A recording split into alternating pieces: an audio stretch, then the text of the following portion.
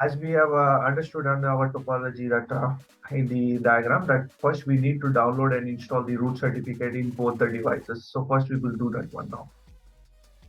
So I will go to ISE first, and I will go to administration, and I will go to certificates here. And in the certificates, if I go to trusted certificates, and I should see that there is a root CA already been installed, sysable CA.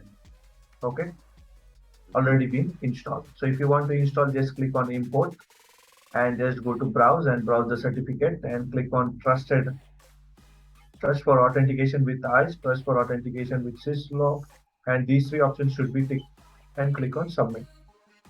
Okay, so whenever you are using that certificate, root CA certificate, you are accepting these connections.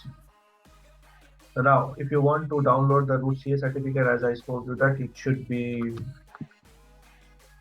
go to your domain /cert srv.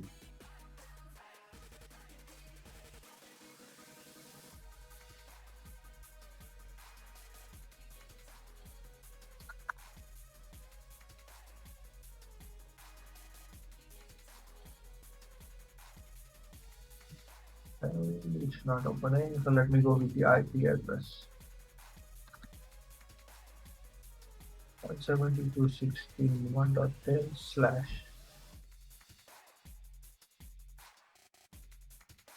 I got that one.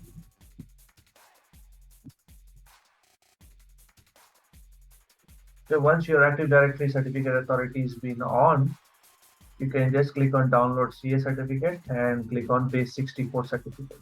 I think I've already downloaded. Let me check that one before no, I have deleted that one. I will just go ahead and click on base 64, click on download certificate and also download the certificate chain, both of them. Okay. And I will go ahead and rename that one. This is the root certificate.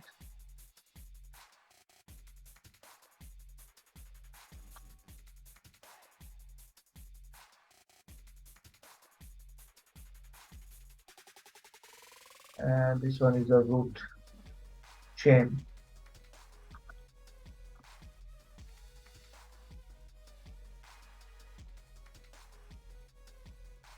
And now I do have both of the certificates. But for the ICE, you only need the root certificate. But for the SMC, we do need this one, chain certificate.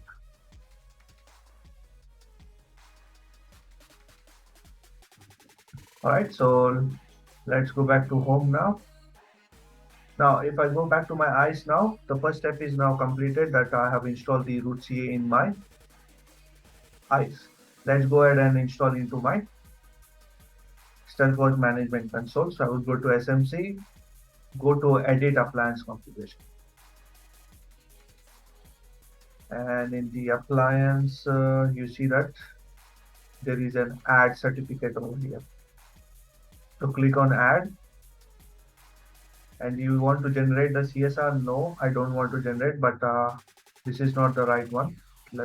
Because I want to install in the trusted root certificate. I'm not taking a new one. So let me see where those options are. Go to configuration menu.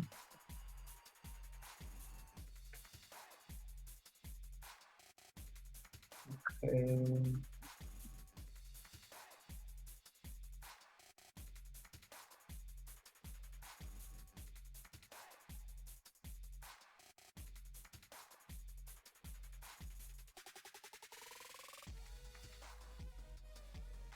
Yep, trust store here. So it's under the general, and within the general you do have a trust store, and you see that yep, I do have a root certificate over here already. So let me go back to my. I'm just cross checking whether this is the right FMC which I have started. Yeah, SMC1, that's correct. Okay, so you see that root certificate has been already installed. To add the new one, click on add new, just define a name and choose the file that is our root certificates here.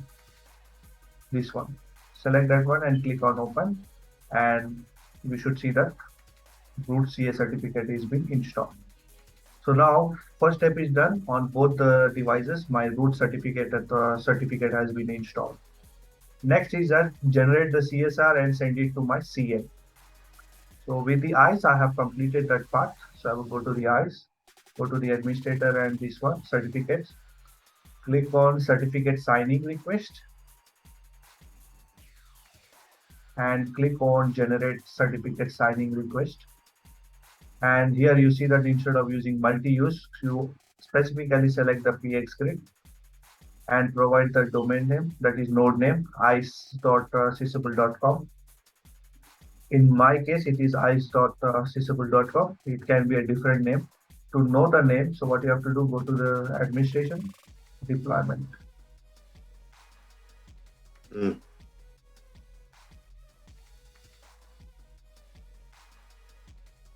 You need to confirm that common name before you provide over there. And if you click on the ICE over here, this is where you will see that ice.sysable.com. Okay. So once you confirm that, enter the same name over here, okay, and provide the details. And the subject alternatively, you can select the both of them, DNS name, provide the DNS name and provide the IP address, both of them, always. So once you provide these both of them, generate the CSR. Now, once you generate the CSR, open that CSR will be downloaded and you can open it in the notepad and copy the contents. When you copy the contents, go to Active Directory, request a certificate, click on Advanced Request Certificate, paste it over here and select the template PxGrid. So once you get the certificate, again, download that one in base64 encoded format. So that's been done with the ICE now. So if I go back here and if I go to system certificates, and you see that PxGrid certificate is already been installed. So ICE is already pre-configured. Let's go to our Stealthwatch management console.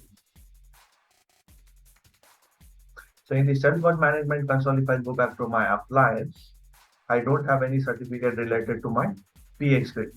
So click on add new and I want to generate a CSR. Yes. Click on next and it will ask you, you see that 8192 bits. So just keep it default and automatically it has taken the common name. So you don't need to worry about, just provide the remaining details. Unit will be IT, locality will be, state will be, country code will be AU. Country code always should be in 2 letters, that's fine. And click on generate CSR. So it is now generating a CSR.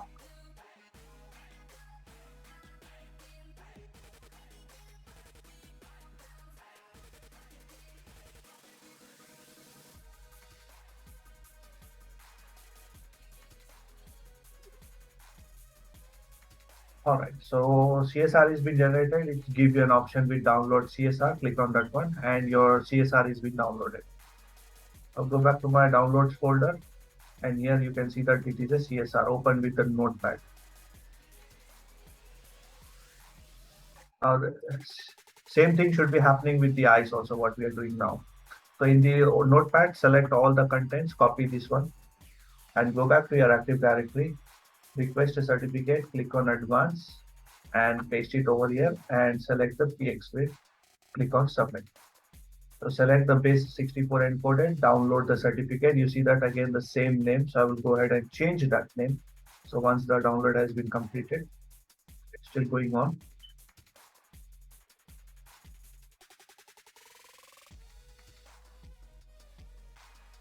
Completed. So let's go and rename that one, this one, as SMC PxGrid. Okay. So once you get the certificate is been downloaded, go back to your appliance, SMC appliance. Now give a name as, I will give the same name, that is SMC PxGrid, so that it will be easy to understand. Click on choose the file and in the downloads, you will see SMC PxGrid, the one which we have gotten. And you see that once I provided it one, it is asking for the certificate chain file, choose file. And if you remember, I already have that certificate chain file, but the extension is .p7b. Just change that extension now. So it will only understand the CPR So change that extension to CER. Click on yes. Now your extension has been changed. This is the change certificate. It does not accept the PB7 format. It will only accept the CER. So change the extensions. Once that is been done, go back here, click on choose file now, go to downloads, and you should see root change certificate. Click on open. Okay, so this certificate which we have got it from the root CA, and this certificate which we have downloaded from the root CA. Click on add client identity. And you see that I do have a certificate now, SMC PxGrid. Now, I did not apply the settings yet, so I will go ahead and apply the settings. It might take 5 minutes to finish. So click on apply settings, and you see that it is saying that there is an additional SSL or TLSS certificate being added.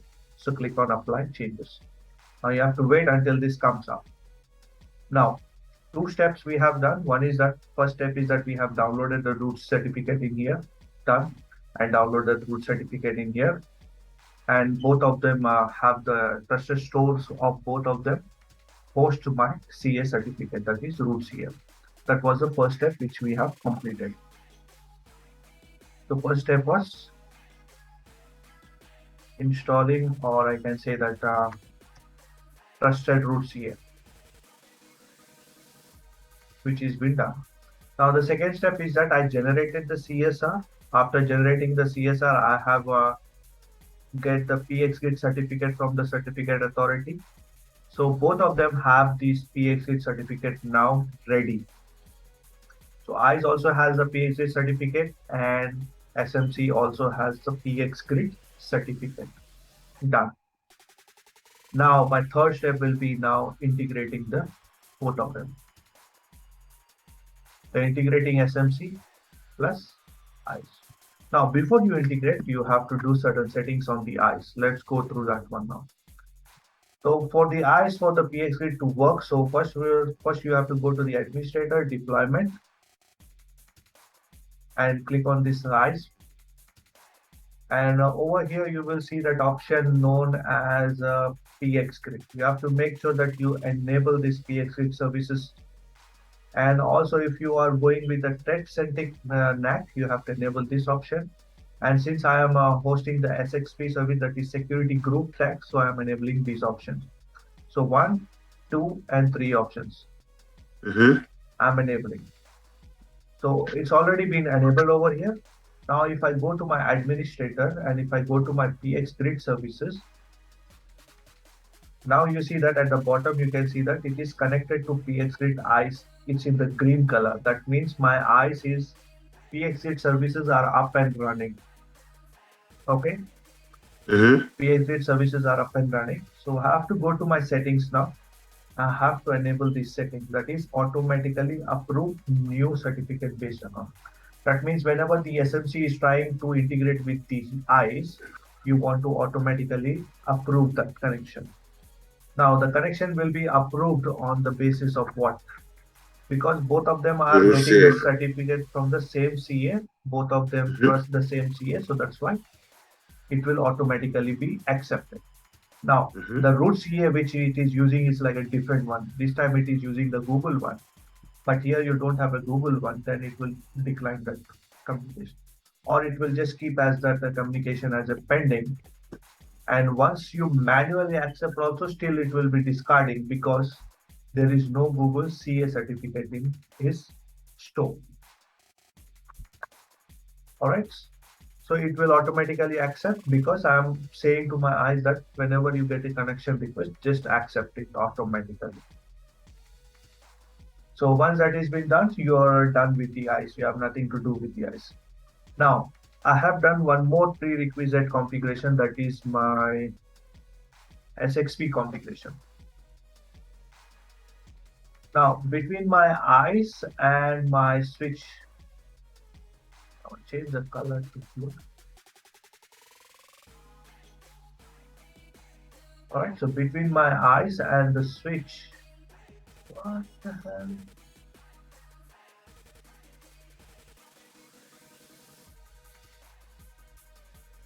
Now, between my ISE and the switch, I am integrating the SXP so that whenever I create a security group tag over here, it will automatically download it to this one, because I am going to use a policy saying that whenever this one map PC has been authenticated, after authentication, it should be assigned with a tag, security group tag. So I've already created that one, security group tab. I'm already integrated with the switch also. So if I go to my switch now, and if I say that show CTS environmental data, and you see that whatever the security group tags is being created on the ICE, it is automatically downloaded in here. And I have a policy in place, I think, show authentication session interface gigabyte 01 details.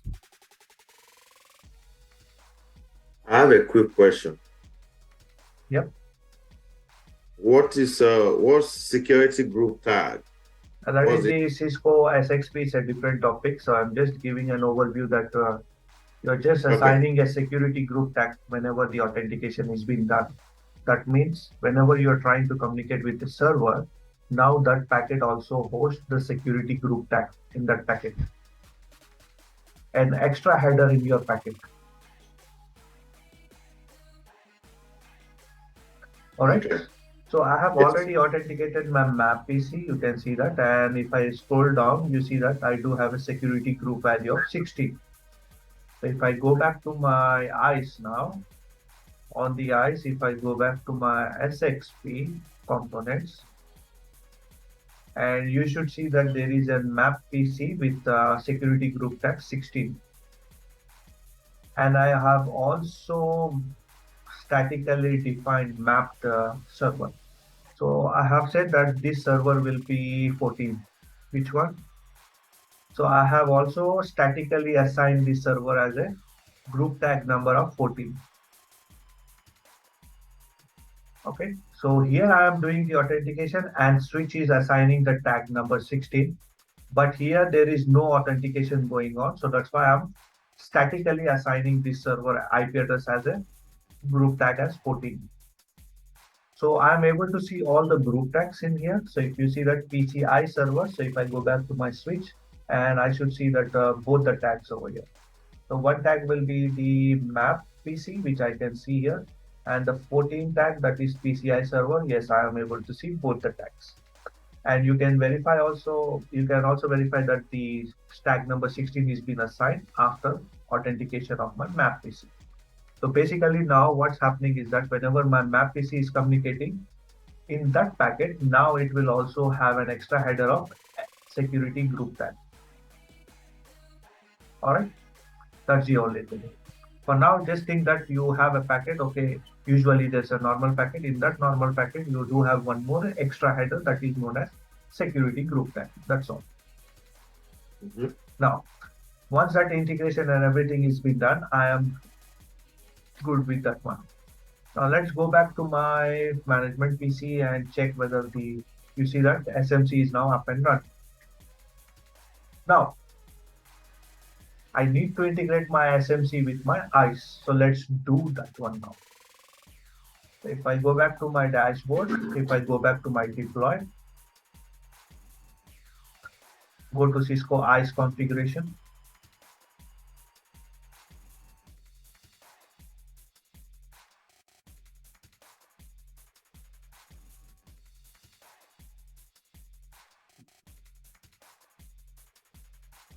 You see that there is no Cisco ICE configured. So click on add a new configuration and provide the name. I'm saying that this one will be the ICE PxGrid. And select the certificate. As you know that I have already have the SMC PX, that's the one. And the node IP address will be 172.16.1.14. Let me verify that one. That's the IP of the ICE? 14. Right? Yep, 172.16.1.14. Yeah, what I'm saying is that's the node IP address is the IP of the ICE. Yes. Okay. Now, when you make a connection with the ICE, what name you want to see over it? So I will use like SMC PX only so that it will be easy to understand. And here you see that I want the adaptive network control. That means ANC policies, whatever the policies which I create on the ICE, I should get that one. SGT tags, that means I have already created the tags. I should get those tags information too. And the session tags, if I have integrated my Active Directory and I can detect any user, I want the user information also. So click on that one, track session derived from the machine authentication. So basically, when I have done my authentication here, this is a map PC. That means MAC address will be given over here. But if it's a .1x PC, then the username and password will be given. So I want that usernames to be propagated on my Stealthwatch. So that's why I'm selecting these three options. And this one special if you want to track the users too. And click on save.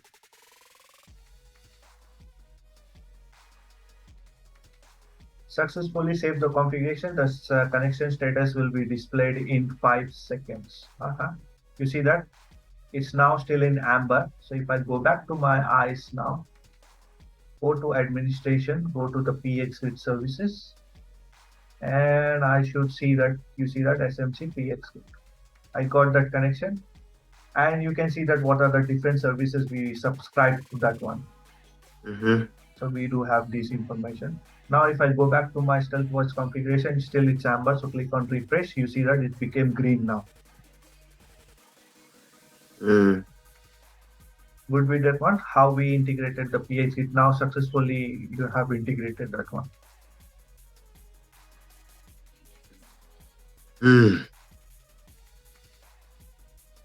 All right. So once that is been done, now I said that I want the information of the security group tag or any information like SGT or ANC policies which I have created. I want those information. So let's create some policies on the ICE. If I go to my ICE now, go to operations, I do have a adaptive network control policy. Click on policy list and click on add. So I want to define a name like quarantine. So quarantine means whenever the traffic SMC has sent me a detail saying that, okay, I have detected something, I want this policy so that I can isolate that PC. Click on action, quarantine. So you do have a three options, shutdown and port bounce. Quarantine is the one because we want to isolate the user or the machine. Click on submit. So policy has been created, tags have been created. So if I go to my work centers, go to my components, you see that if I do have a tags. So if you want to create a new, click on add and just define a name, select the symbol and click on save. That's it, submit.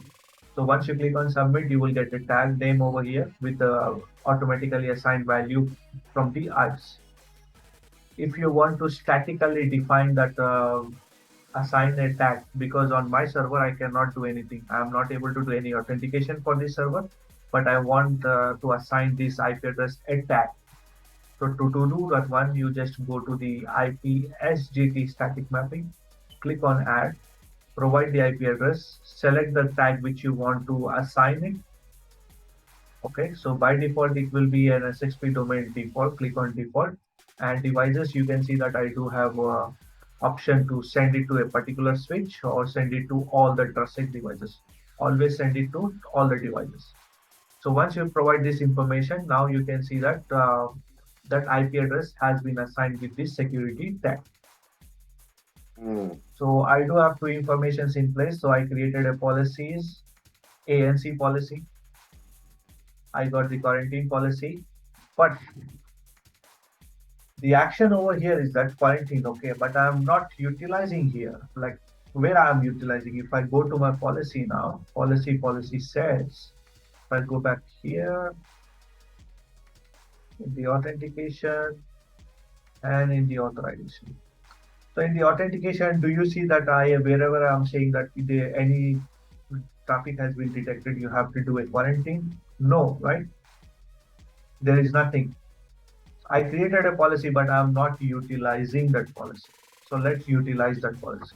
Now, before I utilize, I want to make sure that whenever that the policy has been triggered, ANC policy has been triggered, I want to isolate that PC. So what I want to define is that I want to define an access list saying that it should only be able to communicate with the ISE, it should only be able to communicate with my DNS server, and it should only able to communicate with my remediation server. In my example remediation server, I'm using 172.16.20.1 just as an example. So let's create that access list first. Then I will go ahead and create the authorization profile. So in this authorization profile, currently it is in the VLAN number 4.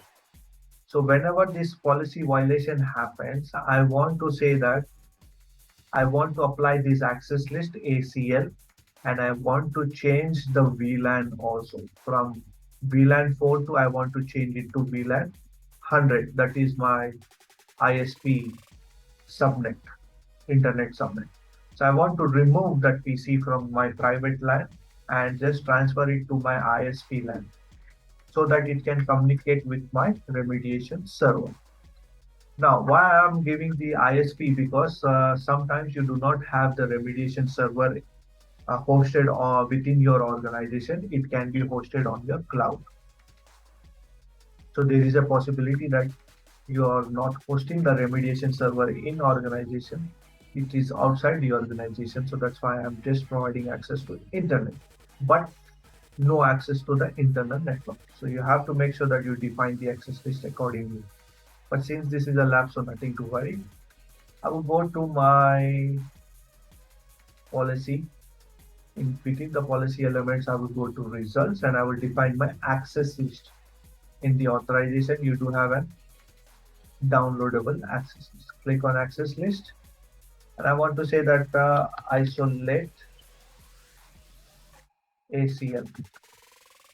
Now I will say here that permit IP any to host 172.16.1.14. I'm allowing access, and permit UDP any to host 172.16.1.10 in equation port number 53.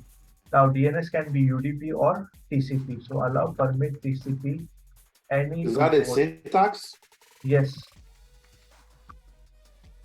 Equation 50. It's an access list. How you write on your router is the same thing I'm writing over here. There's nothing difference. Now I want to allow the permit TCP any to host 172.16.20.1 in equation port number 80. So I'm hosting my remediation server on port number 80. It's an example. Accept these traffic, deny IP any. So what I'm saying that allow traffic to these all, except these all the traffic should be denied.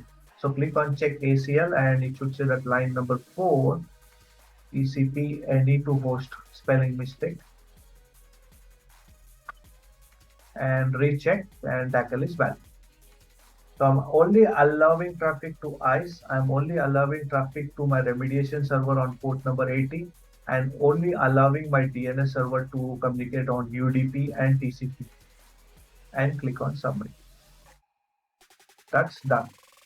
I will go to my authorization profiles now and I will click on add, and I will say that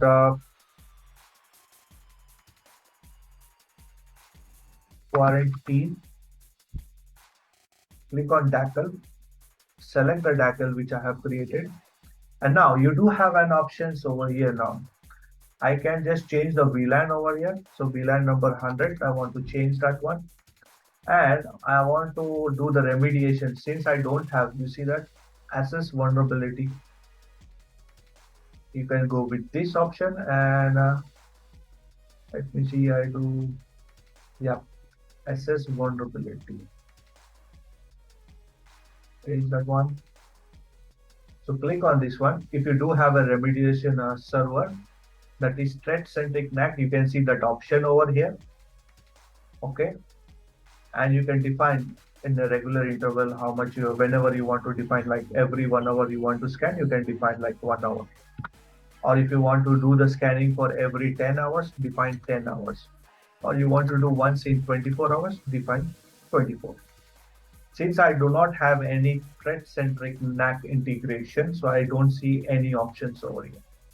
So if you see any options, then you can select that option, saying that whenever the policy violation happens, the user should be thrown out of the particular authorization and access list should be changed and its VLAN should be changed because you are putting in a different VLAN and you are after that that happens, you want that particular PC to be able to communicate with the remediation server. So you will say that, okay, this is the remediation server and every 24 hours you should do the scanning.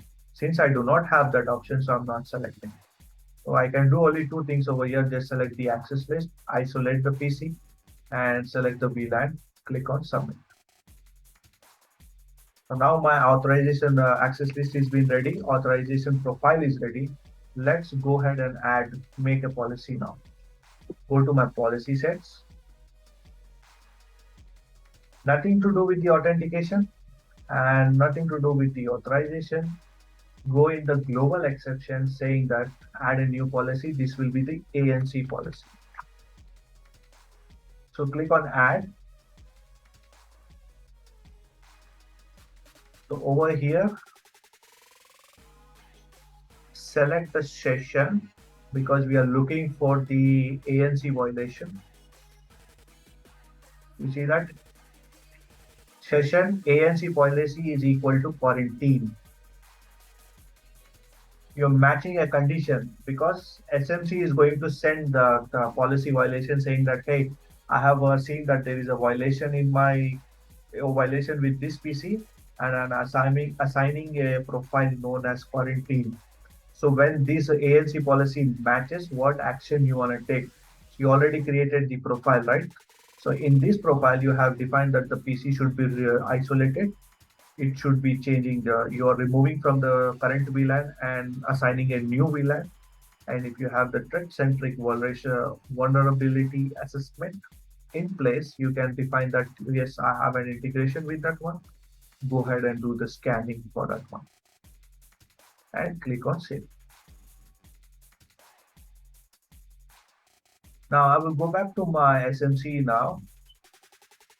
You see that it's a green one, that's good. So if I go to my monitor and click on users, you see that still it says that 0 users found because it should say that it's a PxGrid user. That means I should see the ISE information here. And if you go to ISE ANC assignments, if you remember, I have created a policy of quarantine. See that still no record. So it's taking time to synchronize. So what I can do is that until then I will go back to my network security dashboard. And my map PCA IP address is 172.16.4.4.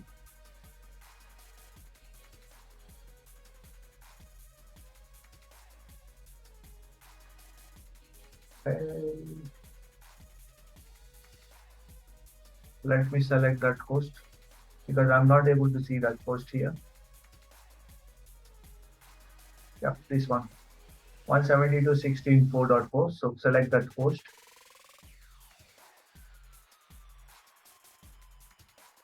And now you can see that what the host is trying to communicate with the different internet as well as the internal servers.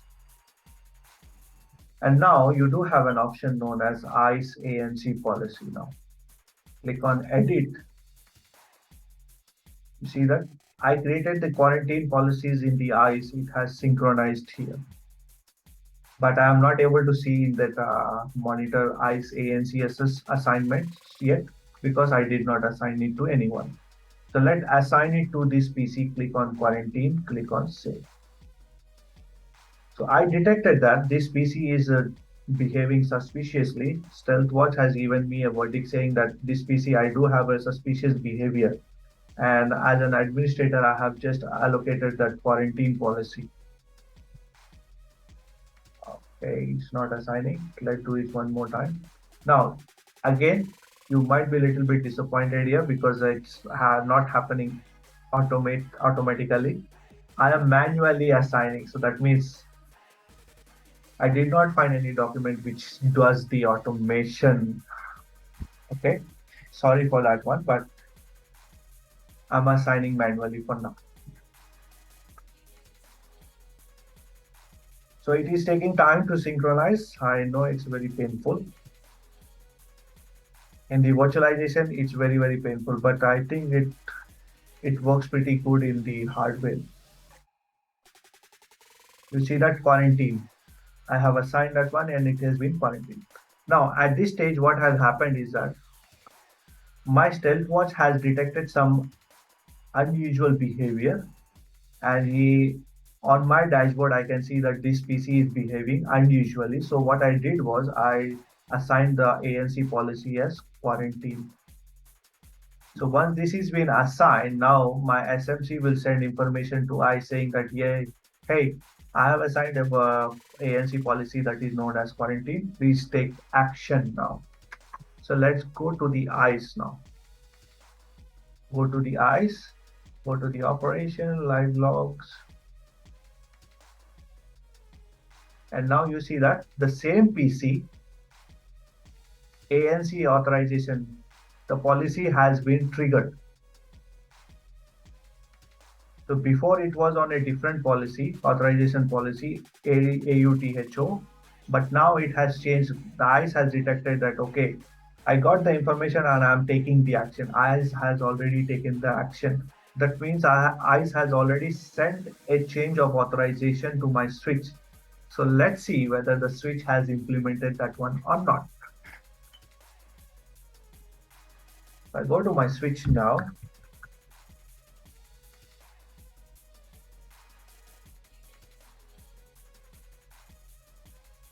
Details. You see that 4.4 still it did not implement the proper policy yet. Okay, so this is the IP address of the host. It did not implement the proper policy, so it's not working in the virtualization. So if you remember, my policy name was isolate underscore ACL. So it did not implement the proper policy, and still the IP address is the same. And also you cannot see any VLANs over here. It should be assigning to the VLAN number 100. So, but the main thing is that it's not working in the lab. That's fine, but you can see that it has already been assigned. So ICE has already taken the action as soon as I said that from my host report. As soon as I assign the tag that is ANC policy as quarantine, ICE has already taken the action straight away. All right. Now you think that now the remediation is happening, how the remediation will happen. So if you remember that I said that while defining the authorization policy, I do have another option known as a threat-centric NAC. So I did not define that one in this one. So because I don't have any remediation server, so that's why I did not define. But if I have, for example, I do have a remediation server, okay, I do have a remediation server hosted in my organization. So what ICE will do is that ICE will send an information saying that please start the scan, and the remediation server will start the scan. So in the first scan, it can see that, okay, yes, I got a score of number 10. And I do have some policy saying that when there is a score of greater than 5, do the remediation. And it is going ahead and doing the remediation. After doing the remediation, again, it will send back the score to ICE saying that the score is now 4. ICE will look that, okay, the score is 4. And after that, it will trigger a new policy, authorization policy, and it will send again the change of authorization policy to the switch. So in this way, you can mitigate that threat in your organization. Now, the another thing is that now I do have the security group tags. So I can go ahead and create the policies using that one. So if you go ahead, configure policy management, custom events. So click on create new custom events, security events. Say that it's the SGT policy. Same thing, but the only difference will be instead of selecting the host group now, what you are selecting? Security groups, peer trust sect ID or subject trust sect ID. And that means source security group tag and destination security group tag.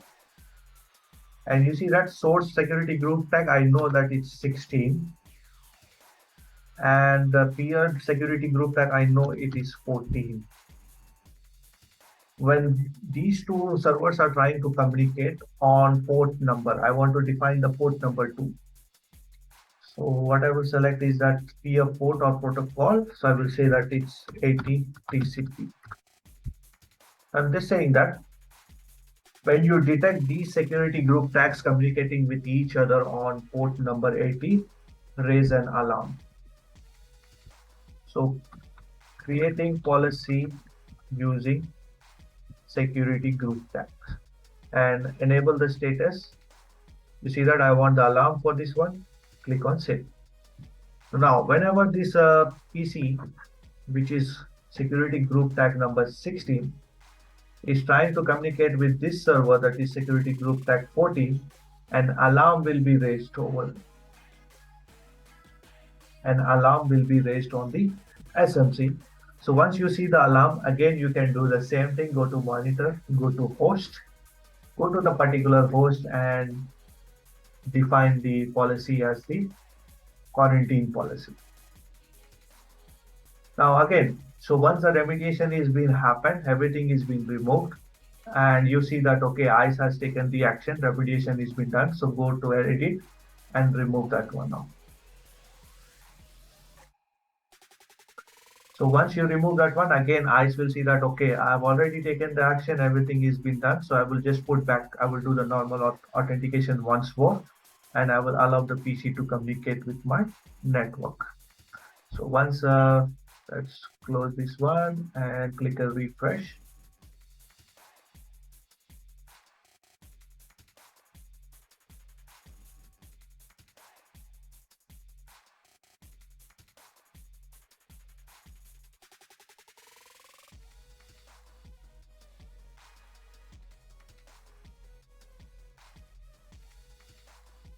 Okay, ISE ANC policy, it is trying to retrieve. Let's go to ISE. You see that it has been removed now.